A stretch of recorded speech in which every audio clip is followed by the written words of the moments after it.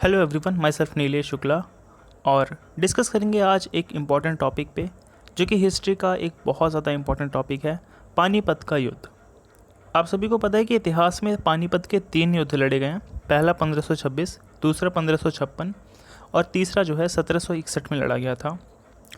तो ये 3 पानीपत के युद्ध हैं, लेकिन आज हम जो डिस्कस करने जा रहे हैं वो पानीपत का पहला युद्ध है जो कि 1526 ईस्वी में लड़ा गया था बाबर और इब्राहिम लोदी के मध्य। इब्राहिम लोदी कौन है? तो देखिए, इब्राहिम लोदी लोदी वंश का अंतिम शासक था और हम ये भी कह सकते हैं कि वो सल्तनत काल का अंतिम शासक था। सल्तनत काल जिसकी शुरुआत कब हुई थी आप सभी को पता होगा, 1206 ईस्वी में कुतुबुद्दीन ऐबक के द्वारा, और उसकी समाप्ति कब होती है? 1526 ईस्वी में इब्राहिम लोदी की पराजय के फलस्वरूप। तो इब्राहिम लोदी की पराजय किस युद्ध में हुई? पानीपत के पहले युद्ध में। तो अब बात आती है कि पानीपत के पहले युद्ध में विजयी कौन हुआ। तो देखिए, पानीपत के पहले युद्ध में विजयी हुआ था जहीरुद्दीन मोहम्मद बाबर। हो सकता है कि आपने बाबर का ये पूरा नाम ना सुना हो जो मैंने बोला, जहीरुद्दीन मोहम्मद बाबर। तो देखिए, बाबर का वास्तविक नाम ही यही है, जहीरुद्दीन मोहम्मद बाबर। चूँकि लोग जो है बुला ना पा सकने की वजह से, चूँकि उच्चारण करने में काफ़ी जो है तकनीकी जो है दिक्कतें आती थी, तो इसीलिए जो है बाबर को लोग बाबर ही बुलाते थे। चलिए स्टार्ट करते हैं हम पानीपत के पहले युद्ध के बारे में। फैक्ट से रिलेटेड काफ़ी बातें हो चुकी है, थोड़ी बातें और जान लीजिए। तो देखिए, जो बाबर है इसके पिता का नाम उमर शेख मिर्ज़ा है और ये अपने पिता की तरफ से तैमूर का वंशज है। चलिए अब बात कर लेते हैं माता की भी। तो देखिए, इनके माता का नाम कुतलुग निगार खानम था और ये अपनी माता की तरफ से चंगेज खां का वंशज था। इसलिए देखिए, इसे चगताई तुर्क भी कहा जाता है। चगताई का मतलब होता है मिश्रित खून वाला। अब ये देखिए, जो बाबर शासक है जो आपको यहाँ पे दिख रहा है, ये कहाँ का निवासी था? ये उज्बेकिस्तान का निवासी था। उज्बेकिस्तान में एक छोटा सा प्रांत फरगना जो है वहाँ पर इसका शासन हुआ करता था। 1484 ईस्वी में इसका जन्म हुआ था फरगना में ही। चलिए अब हम बात करते हैं पानीपत के पहले युद्ध के बारे में, जो हमारा आज का इम्पॉर्टेंट टॉपिक है। और यहाँ से देखिए, हिस्ट्री में लगभग हर एग्ज़ाम्स में ही क्वेश्चन पूछे जाते हैं। तो चलिए स्टार्ट करते हैं। पानीपत के युद्ध के समय इब्राहिम लोदी जो है वो दिल्ली का शासन मतलब शासन चला रहा था, मतलब सुल्तान था। उस टाइम पे जो केंद्रीय सत्ता थी वो लोदी वंश के शासक इब्राहिम लोदी के पास थी। 1526 ईस्वी में पानीपत के मैदान में दिल्ली के जो सुल्तान हैं, मतलब कि लोदी वंश के सुल्तान इब्राहिम लोदी और बाबर के बीच देखिए एक भीषण युद्ध होता है और इस भीषण युद्ध में अंततः जो है बाबर की विजय होती है। एग्ज़ाम में देखिए डेट भी पूछा जाता है, तो आप डेट याद रखिएगा, 21 अप्रैल 1526। पानीपत का पहला युद्ध कब हुआ? 21 अप्रैल 1526। देखिए, आप वीडियो को लास्ट तक देखिएगा, मैं 2-3 बार जो है इंपॉर्टेंट फैक्ट्स वो आपको रिपीट करवाते रहूँगा, तो वो आपको बिना याद के ही याद हो जाएंगी चीज़ें, क्योंकि मैं उसे बार बार बोलता रहूँगा। तो पानीपत का पहला युद्ध कब हुआ? 21 अप्रैल 1526 को। किसके किसके बीच में हुआ? इब्राहिम लोदी और बाबर के बीच में। देखिए, ये यूपी पीसीएस में भी क्वेश्चन आया था कि पानीपत का पहला युद्ध किनके किनके मध्य लड़ा गया था। तो इब्राहिम लोदी और बाबर के मध्य ये युद्ध लड़ा गया था। देखिए, एग्जाम में एक क्वेश्चन और आता है कि बाबर ने तुलगमा जो युद्ध पद्धति है या रण पद्धति है, ये कहाँ से सीखा और किस युद्ध में इसका प्रयोग किया? तो देखिए, ये जो तुलगमा रण पद्धति है ये बाबर ने उज्बेकों से ही सीखा था। उज्बेक वो फरगना के ही लोग हैं, उज्बेक, उन्हें ही उज्बेक कहा जाता है। और ये देखिए, इसका प्रयोग पहली बार कहाँ किया? तो इसका प्रयोग पहली बार पानीपत के युद्ध में ही किया। तो इतनी बात आपको समझ में आ गई।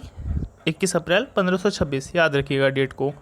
बाबर और इब्राहिम लोदी। इब्राहिम लोदी किस वंश का शासक है? लोदी वंश का शासक है। और इसके पिता का नाम क्या था? सिकंदर लोदी। सिकंदर लोदी की 1517 में मृत्यु हुई थी और तत्पश्चात जो है वो दिल्ली का शासक बना था इब्राहिम लोदी। और सिकंदर लोदी ने जो है 1504 ईस्वी में आगरा की स्थापना की थी। इस फैक्ट को भी याद रखिएगा, एग्जाम में काफ़ी जो है ये रिपीट होता है। तो आगरा की स्थापना किसके द्वारा हुई थी? सिकंदर लोदी के द्वारा। सिकंदर लोदी, इब्राहिम लोदी कंफ्यूज मत होइएगा। सिकंदर लोदी 1504 ईस्वी में आगरा की स्थापना की थी। चलिए बात करते हैं अब हम आगे। देखिए, इस युद्ध में बाबर ने तोपों का प्रयोग किया था और इसे जो है तोपों का प्रयोग को ही उस्मानी पद्धति कहा जाता है। ये एक प्रकार से तोपों को मतलब प्रयोग से ही संबंधित है। ये हालांकि एग्ज़ाम में आपके नहीं पूछा जाएगा, लेकिन फिर भी मैं यहाँ पे मेंशन कर देता हूँ। जो ये पद्धति है इसे क्या कहते हैं, उस्मानी पद्धति। इसमें जो है बाबर ने तोपों का प्रयोग किया था। और देखिए इसके विजय के पीछे भी यही सबसे महत्वपूर्ण कारण था कि इसका तोपों का प्रयोग करना। चूँकि मैं मानता हूँ कि इब्राहिम लोदी की एक विशाल सेना थी, चूँकि उसका दिल्ली पर शासन था, ढेर सारे हाथी थे उसके जो है सेना में, लेकिन कोई मतलब नहीं निकला, क्योंकि बाबर के पास तोपें थी जिनसे कि हाथी जो है स्वयं की सेना को ही दबाते हुए चल दिए।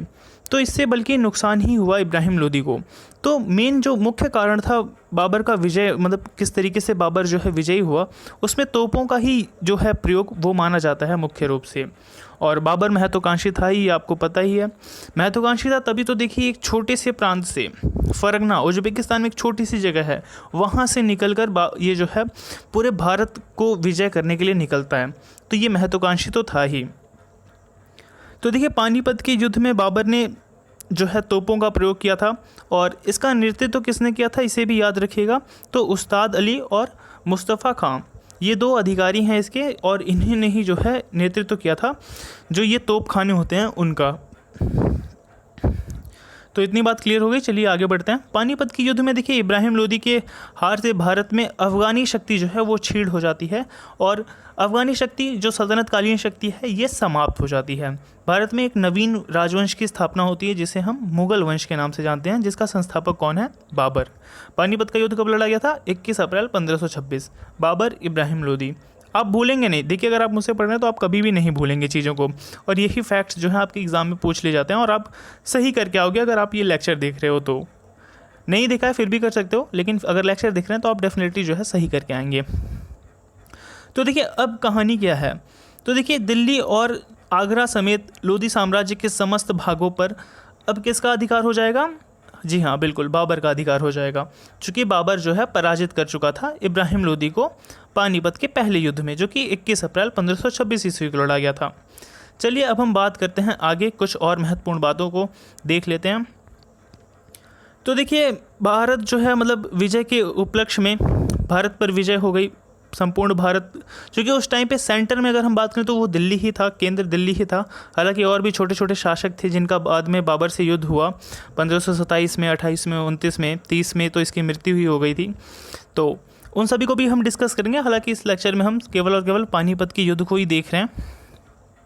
तो देखिए जब ये पानीपत के युद्ध में जीत जाता है तो अपने सैनिकों में जो है ये खुले हाथों से जो है जो भी ये जीता हुआ रहता है सब कुछ जो है बांट देता है अपने सैनिकों में। ये काफ़ी उदार होता है, और देखिए इसके जीतने का भी यही एक कारण है, चूँकि ये अपने सैनिकों को हमेशा जो है मतलब कि उन्हें काफ़ी उत्साह बढ़ाता रहता था। और हालांकि इसकी छोटी ही सेना थी, लेकिन इसके सैनिक जो थे वो काफ़ी उत्साहपूर्ण रहते थे। तो जब ये जीत गया तो इसने देखिए खुले हाथों से अपने सैनिकों में सब जो भी चीज़ें इसे प्राप्त हुई वो बांट दिया, और चूँकि इसी वजह से इसे कलंदर कहा गया, क्योंकि ये जो है मतलब काफ़ी उदार था, काफ़ी मतलब या ये भी हम कह सकते हैं कि काफ़ी ये दानदार था, मतलब कि दान करता था, तो इसलिए इसे कलंदर कहा गया। इस युद्ध में देखिए विजय का श्रेय बाबर अपने जो है धनुर्धारियों को देता है। ये बाबरनामा में उसने लिखा है। बाबरनामा इसका ग्रंथ है, आत्मकथा है, जो कि तुर्की भाषा में लिखा गया है। तो इसे भी याद रखिएगा, एग्ज़ाम में काफ़ी पूछा जाता है।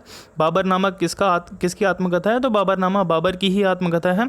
इसे तुजुक-ए बाबरी भी कहा जाता है, और याद रखिएगा ये तुर्की भाषा में लिखा हुआ ग्रंथ है। तो आई होप फ्रेंड्स आप सभी को ये लेक्चर पसंद आया होगा, और पानीपत के प्रथम युद्ध को हमने इसमें डिटेल से देखा। जितने भी इंपॉर्टेंट फैक्ट्स थे वो मैं आपको बता दिया हूँ।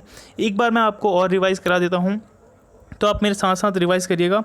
पानीपत का पहला युद्ध कब लड़ा गया, 21 अप्रैल 1526 ईस्वी को, बहुत सही। और अब हम बात करते हैं कि किन के मध्य लड़ा गया, तो लोदी वंश के शासक इब्राहिम लोदी और बाबर के मध्य लड़ा गया, जो कि मुग़ल वंश का संस्थापक था भारत में। देखिए एग्ज़ाम में ऐसे भी क्वेश्चन आ जाते हैं कि भारत में मुग़ल वंश का संस्थापक कौन था, तो ये तो आपके लिए कुछ भी नहीं है, बहुत ही नॉर्मल क्वेश्चन है, बाबर ही था, क्योंकि 1526 ईस्वी में वही विजय हुआ था पानीपत के युद्ध में। तो ये पॉइंट हो गया। भारत में तुलगमा पद्धति का प्रयोग बाबर ने कब किया था, तो पानीपत के पहले युद्ध में ही किया था, तुलगमा युद्ध पद्धति। और ये समरकंद के उज्बेकों से सीखा था। समरकंद भी जो है फरगना के पास का ही एक जगह है, तो वहाँ के जो रहने वाले लोग थे वहाँ से ही बाबर ने ये तुलगमा युद्ध पद्धति को सीखा था, जिसका प्रयोग उसने 1526 ईस्वी के पानीपत के युद्ध में किया था। और मैंने आपको एक इम्पॉर्टेंट फैक्ट ये भी बताया कि इसका जो ग्रंथ है आत्मकथा, वो क्या है? आत्मकथा मतलब ऑटोबायोग्राफी, जो खुद से लिखी गई हो किताब अपनी जीवन पर। तो आत्मकथा इसका बाबरनामा है और इसे तुजु के बाबरी भी कहते हैं। ये तुर्की भाषा में लिखा गया है। तो आई होप फ्रेंड्स आपको ये लेक्चर पसंद आया होगा, और अगर आपको ये लेक्चर पसंद आया तो वीडियो को लाइक ज़रूर कर दीजिएगा और चैनल को सब्सक्राइब भी कर दीजिएगा। Thank you for watching.